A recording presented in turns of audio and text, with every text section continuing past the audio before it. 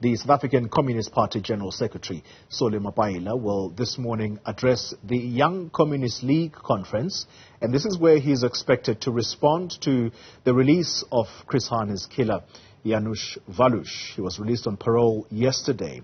Walus shot and killed Hani back in 1993 outside his home and was released on parole by the Justice Minister yesterday. The Tripartite Alliance has criticized the decision, saying it's an attack on Hani's legacy. Newzroom Africa's Govan Whittles is in Ekurhuleni, and that's where the conference is going to be taking place. Govan, good morning to you. So, as you tell us what is going to be expected to come out of that particular conference, just go back a step for us.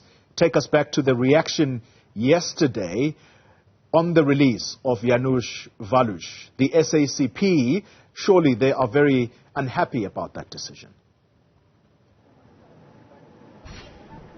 Very disappointed, Oli, and they say that they believe that the release of Janusz Walus on parole is questionable, especially considering that they have this application that they'll make to the Constitutional Court for the rescission of that order that he be released. More than that, they've looked past it now, Oli. They're going towards the inquest. In a number of ways, they've described it as an action taken by the Constitutional Court, and to use the words of the Young Communist League's secretary, Kineko Ntini, is saying that the Constitutional Court describes itself as the Alpha and the Omega. We know that that criticism is not the first to come from the Communist Party. At the march to the Kgosi Mampuru Correctional Center, the General Secretary, Salim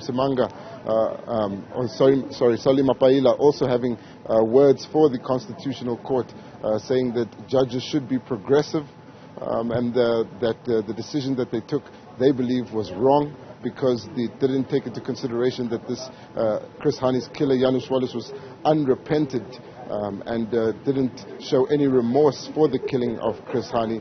Today we're also expecting further criticism of the decision, but also an update from the SACP's General Secretary regarding that rescission application and where to from here. They're placing their hope on the inquest that they've called for, which would of course mean that Janusz Walus, even though he's out on parole, would be compelled to testify at that inquest. They say that they hope it'll take the same route as the Ahmed Timol inquest, which produced a lot of new evidence through testimony, and they believe that this is something that they'll achieve. No word from the NPA just yet about that. So this speech by Mapaila, the General Secretary, is highly anticipated to get the full response of the Communist Party in South Africa to the release of Janusz Walus, but it's also well timed with the ANC conference now just a week away, and a lot of expectation rising for the alliance partners to make clear their views.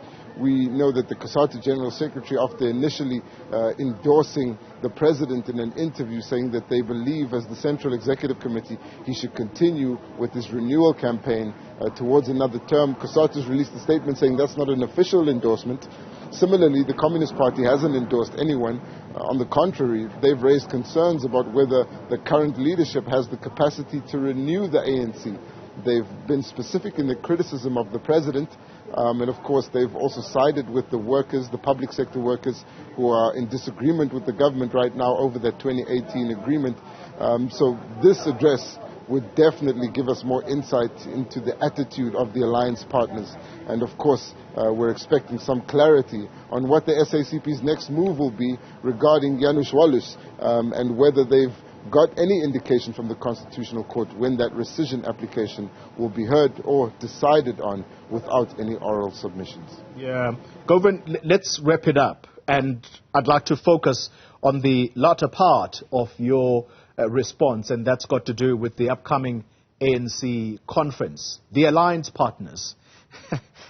Isn't it interesting that Soli Petwe, the General Secretary, newly elected, might I add, from COSATU, walking back his statement after initially endorsing President Cyril Ramaphosa? Did he speak out of turn, and what should we read into that? Clearly, the COSATU affiliates were not consulted before he went publicly to make this endorsement.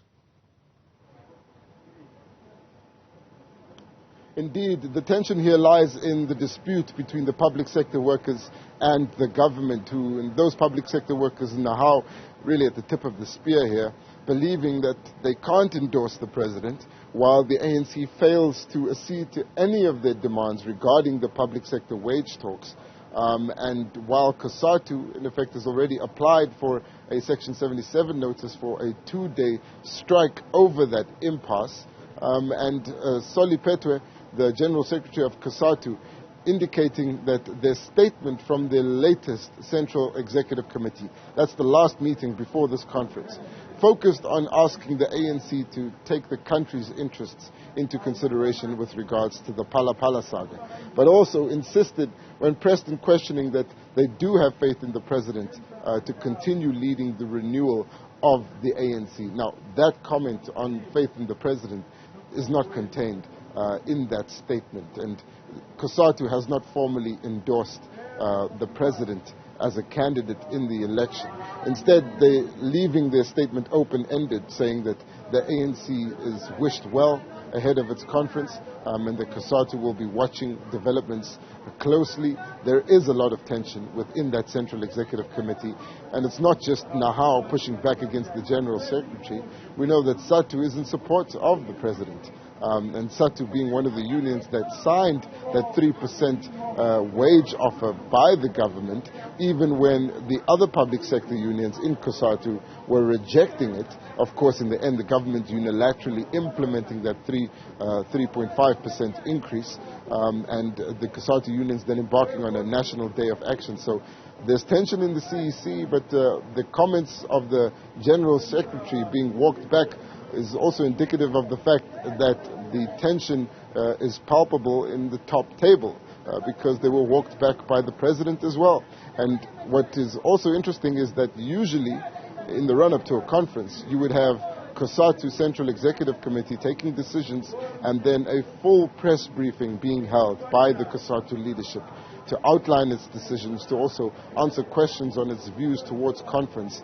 This time they opted not to do that. They've only released a statement, and they've delegated the General Secretary to do interviews on behalf of that statement, and then have released another one walking back some of the comments that have emerged in those interviews. So it's a tricky time indeed, and of course the South African Communist Party will have much to say about that leadership contest, and what is essentially now a battle between factions, with the president under the cloud of Pala still positioning himself as the leader of the renewal of the ANC. Govan Whittles, thank you very much for that comprehensive update. I think it's fair to say that the ANC's alliance partners are adopting a wait-and-see approach as all roads lead to that conference next week.